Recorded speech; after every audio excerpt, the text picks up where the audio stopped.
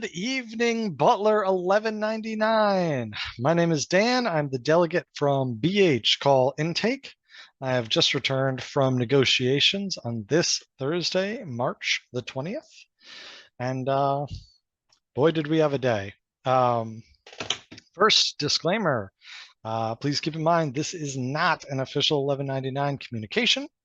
And it is certainly not a substitute to talking to your delegate. Please talk to your delegate if you have questions. But this is just a summary of including my thoughts and analysis on today's session of bargaining. This one is going to be a little bit shorter, and there is actually going to be a second video going out this evening. This is because we had a significant proposal today that deserves to have its own video, and that would be our proposal on wages, which I'm sure you're all excited about. So instead, this is just going to be a video about the other stuff that happened that does not include the wage proposal, because that really does deserve its own video. So we had proposals. They had some proposals. Let's get into it. First, we proposed some language really solidifying the HSA insurance benefit, the health savings account insurance benefit. Just making sure that it is properly in the contract, as well as increasing contributions to the insurances, and hardening some of the language on the HSA front loading. There have been issues with this. In fact, there is currently an issue with this, and the hospital is very, nitpicking about front loading when it doesn't save a change and things like that. So we are strengthening that language to try and prevent some of those issues that we continue to see. We are eliminating the spousal surcharge to the insurances. That is a proposal that we have made. Pretty self-explanatory. Nobody likes paying money for being married. It's a strange surcharge. The hospital can take care of that themselves. I'm sure they'll be fine. We've also put in a pretty extensive proposal about the market surveys. For those who may not be aware, there's language about when the hospital has to analyze the current market conditions for wages and adjust accordingly. This is to help deal with things like inflation. Over the last 4 years, when we had insane market conditions, they failed to do market surveys, citing lots of weird technical loopholes that was currently in the language. So we have adjusted accordingly. And the bargaining committee has put in a lot of work on that language to try and prevent that issue from going forward. This does not change our position on having the 2-year contract, though, because there's multiple reasons why the 2-year contract is good. We also continue to demand, proper transparency and information on the pensions. We see that there's a lot of issues with accessing pension information, a lot of obscuring bad website portals. So we're continuing to demand better access and ease of access to the pension information for individual members.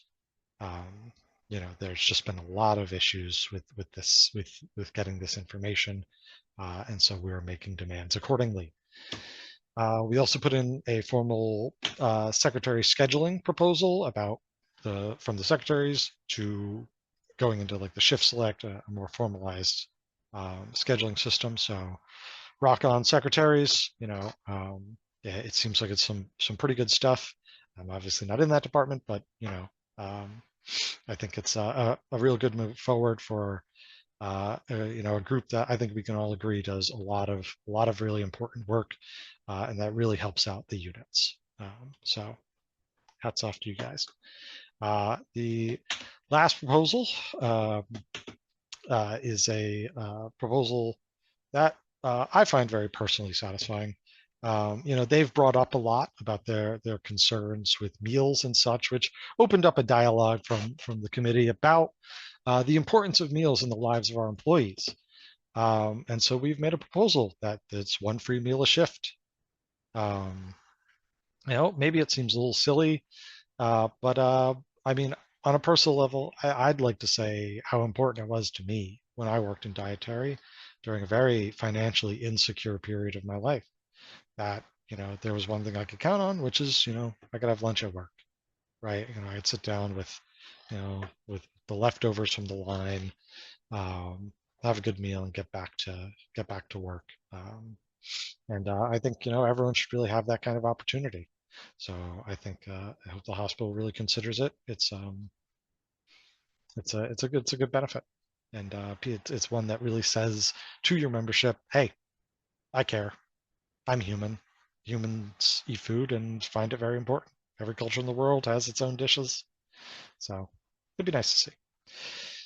Now, moving on to the real jaw-dropping stuff, which came from their side today. Um, a little bit of jaw-dropping in both the positive and negative. So a little bit of hope coming out of one particular proposal. So we had proposed about, when like bridging, they use the word bridging. We haven't really used that word, but bridging, employees who leave and come back within a certain period of time. We propose that they can still keep the rate that they were at, that they left at, um, and like accrual and pension contributions, stuff like that. Um, but they'd still the like unit seniority that you would use to like bid for like overtime and stuff would get reset. So that way you're not overstepping people who did stay. Um, and they had proposed that they were going to bridge the unit seniority, so that way that would happen and try and cause more fights. They've backed down. They now agree to what we had said about the financial portion of your seniorities remaining, because they do seem interested in trying to keep people from leaving, um, or at least coming back when they do leave. Um, we had actually improved our position today. We had added a retroactive component to this to fix a lot of the people who did like leave and come back, and especially in the cases of people who like maybe had to go on a very long leave because of this very serious medical condition, but then had to rebid into their job, right? And because there is an amount of time that you could leave until you do lose your job. It's significant, but there are people who have, there are cases where people have elapsed that and then come back from this very serious medical condition, bid to their job, and now they're back down to the starting place. So we did put in a retroactive component to try and fix those people. Management seemed to object very, very heavily to any sort of retroactive component. We had also proposed it within an 18-month period. They wanted to shrink that down to a year. So there may still be some wiggle room on that. That's not a resolved issue, but it's the first sign of any real ball, movement, any sort of willingness to cohere on anything, which looked very hopeful until they gave us their next proposal, which really undercut any idea that they were taking this very seriously. And it is heavy, heavy restrictions to bidding and movement throughout the hospital. So, first, whenever you bid on a new position, you get it. Your boss can hold you for up to 30 days, which they basically always do. And then they have to let you go. And sometimes they even beg, like, please stay a little bit longer. They want to change that language to that they will move you into that new position at their discretion, right? There's no restrictions. There's no cap on anything. They're just, whenever we want, we'll move you over, which means they, could technically hold you indefinitely, right? You bid for a position like, yeah, we'll move over in maybe like, I don't know, 20 years. So an insane proposal. And that's part one, right? Then there's the secondary component, which is, so currently, and some people kind of mix this up a little bit.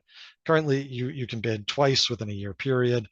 But there are exceptions to that, which is when you are moving up into a classification with a higher wage, and when you are moving from part-time to part-time or per diem to full-time. Those moves don't count for those 2 bids in a year, right? Because we don't want to restrict people from improving their situation.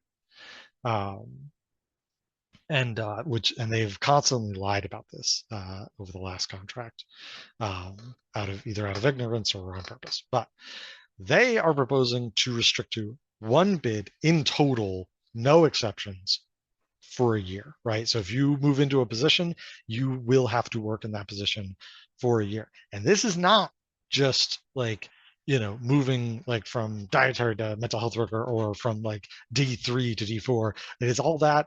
You can't even move from your shift, like from first shift to second shift, right? They want to be able to fully lock you in. And this is where we get into what I think is their real prerogative, this negotiation, what it is that they really want. Because the language, as they wrote it, is that they do not have to consider a bid um, if it is outside of this criteria.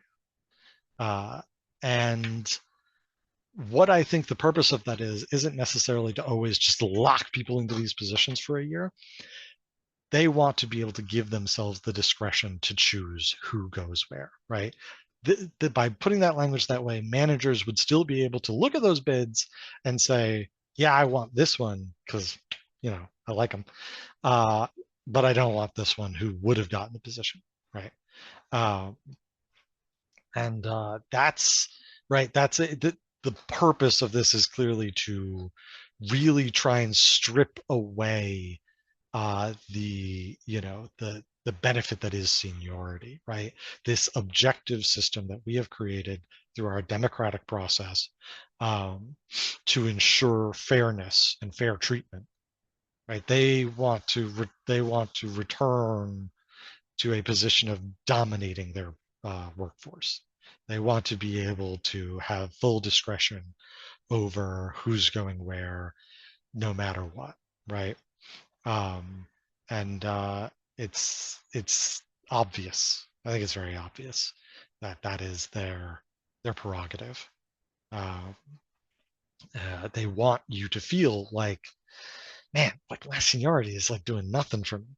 I got a whole year until I can go from first shift to second shift. Like, this is crazy. That is clearly their intent on the matter. Is they want you to lose faith in these systems. They want you to be more frustrated. Um, you know, it's I mean, you could cite countless and countless and countless of real examples, and we did in negotiations of how insane this would be to prevent people from movements that they need to make. They also wanted to add the criteria of that they don't have to consider any bids if you have had a discipline within the last year or you are on a leave of absence. I mean, I don't think I need to go on any more about this. It's a maniacal proposal, a real